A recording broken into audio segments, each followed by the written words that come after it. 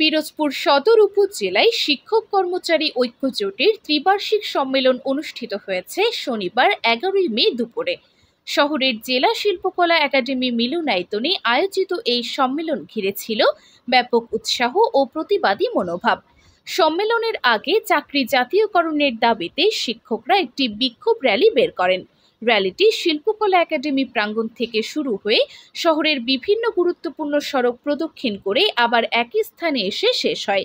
সম্মেলনে সভাপতিত্ব করেন পিরোজপুর সদর উপজেলা মাধ্যমিক শিক্ষক সমিতির আহ্বায়ক মোহাম্মদ শাহ আলম এবং সঞ্চালনায় ছিলেন সদস্য সচিব মোহাম্মদ মোস্তফা কামাল। অনুষ্ঠানে প্রধান অতিথি হিসেবে উপস্থিত ছিলেন কেন্দ্রীয় সদস্য ও পিরোজপুর জেলা বিএনপির আহ্বায়ক অধ্যক্ষ আলমগীর হোসেন। তিনি বলেন, বিএনপি যখনই রাষ্ট্র পরিচালনার দায়িত্বে আসে তখন শিক্ষাক্ষেত্রে উন্নতি হয়।